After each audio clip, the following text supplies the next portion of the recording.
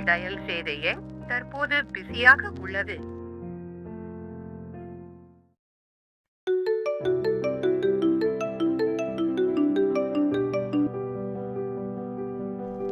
சொல்லுடி. ஏய், என்னாச்சு? எதுக்கு இப்ப நீ கோவமா இருக்க?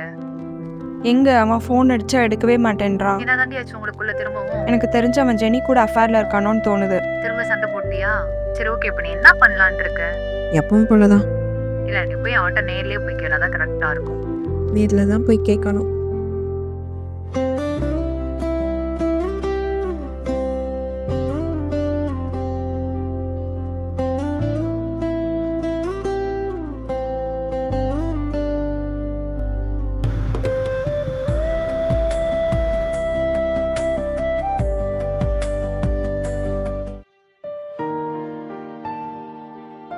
ஹாய்.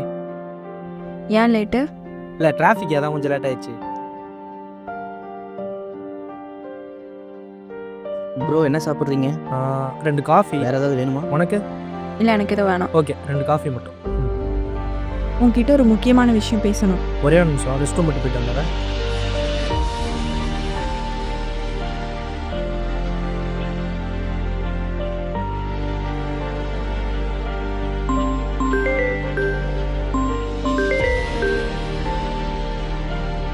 டேய், thank you so much டா. மேம் நீ காஃபி. மட்டும் அவன்கிட்ட பேசலனா அவன் என்ன பிரேக்கப் பண்ணிருப்பான். எப்படியோ நம்ம 2 பேரும் சின்ன வயசுல இருந்து ஃப்ரெண்ட்ஸ்ன்றத அவனுக்கு புரிய வச்சிட்ட. அது போதும். Hello hello. நான் உங்கள் கேர்ள் ஃப்ரெண்ட் தான் பேசுகிறேன். ஓ, நீங்களா? உங்ககிட்ட தான் நான் யாருன்னு சொல்லணும்னு சொல்லிட்டே இருந்தான். உங்களுக்கு தான் ஃபோனில் சொன்னால் எதுவுமே புரியாதாமே, அதான் நேரில் சொல்லணும்னு சொல்லிட்டு இருந்தான். அவங்களே நீ வாடா போடான்லாம் சொல்லாதீங்க. ஓ, சரிங்க மேடம். நாங்கள் சேர்ந்துட்டோன்னு சண்டேட்டு சொல்லிடுங்க. ஓகே, நான் சொல்லிடுறேன். ஓகே, பாய். ஓகே, பாய்.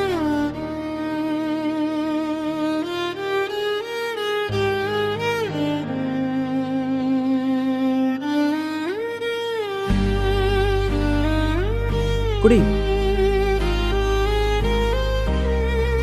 சூடு ஆறிடுச்சு. இன்னொன்று சொல்லவா? இல்லை, பரவாயில்ல, நான் அட்ஜஸ்ட் பண்ணிக்கிறேன். ஒரு தவறான புரிதல் காதலே நொறுக்கிடும். ஆனால் ஒரு உண்மை, அதுவும் எதிர்பாராத நேரத்தில் வர உண்மை, அந்த காதலை இருந்ததை விட இன்னும் 1000 மடங்கு நல்லா ஸ்ட்ராங் ஆக்கிடுங்க. இதோ எங்கள் லவ் மாதிரி. இப்போ பாருங்கள், நான் ஜெனியோட லவ்வை சேர்த்து வச்சேன், அவள் எங்கள் லவ்வை சேர்த்து வச்சிட்டா. என்னை பொறுத்தளவுக்கு லவ் அண்ட் ஃப்ரெண்ட்ஷிப் ரெண்டுமே கிரேட் தாங்க.